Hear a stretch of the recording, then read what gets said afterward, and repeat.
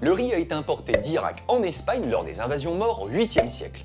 La riziculture se développe de manière intensive dans la région marécageuse de Valence dès le 12e siècle, mais il faut attendre le 16e pour que les aristocrates locaux aient la bonne idée de mélanger le riz avec les produits de leur région pour créer ainsi les prémices de la paella.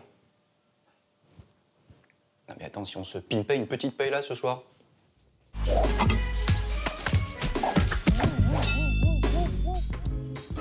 Cette semaine donc, vamos dans un restaurant étoilé avec un chef catalan. Ça part bien. Le plat emblématique de l'Espagne, c'est...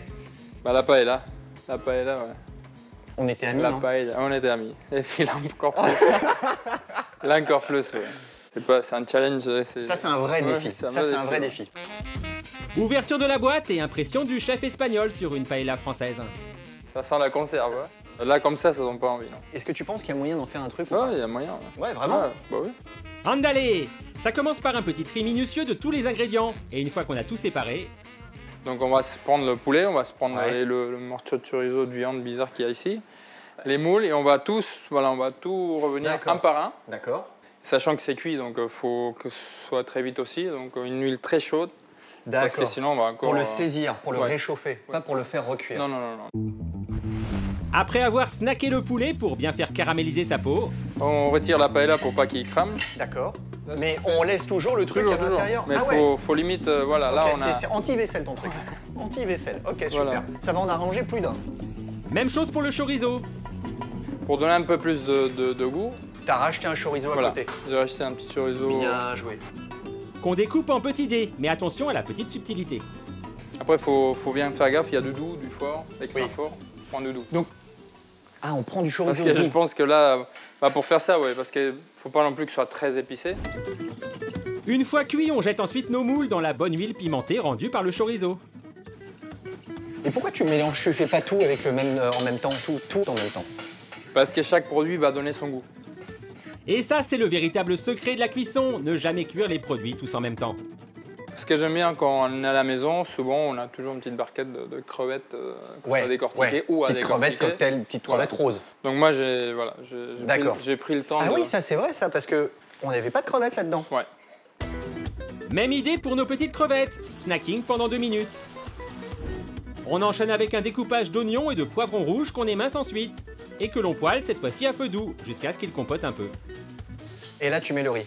En fait, tu fais un début de riz pilaf ou de risotto. Ça, le riz, il prend le goût du poivron, de l'oignon, de tout ce qu'on a mis D'accord. dedans, du poulet, du chorizo. D'accord. Donc là, comme pour un riz pilaf, on attend que le riz devienne un peu transparent. Et c'est là où on commence à l'arroser. Et pour l'arrosage, petite astuce de chef. On peut le faire avec un cube de crustacés ou de poisson, Ouais. avec de l'eau, et Ouais. on met ses bouillons, on Ouais. laisse bouillir un peu. Ou on peut acheter une soupe de poisson déjà faite, qu'on va le délier un peu, on va lui rajouter un peu d'eau parce que D'accord. souvent c'est très Ouais. concentré. Ils peuvent faire cuire le riz dans la soupe de poisson. Là, oui. Oui. D'ailleurs, il faut y aller parce que sinon on va cramer. Vas-y.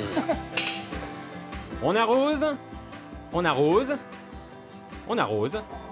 Et juste avant la fin de la cuisson, On va faire la vinaigrette. Vinaigrette, un petit fond, vraiment un petit fond d'huile d'olive. D'accord. Parce que c'est assez gras. Quand tu me dis une vinaigrette, c'est-à-dire que tu vas vraiment faire une vinaigrette? Mais tu le mets où ta vinaigrette? Après. pour la vinaigrette, on fait chauffer notre reste de chorizo dans notre reste de soupe de poisson. Et dernière astuce de notre ami Albert, on verse quelques grains de riz. Oui, vous allez comprendre pourquoi.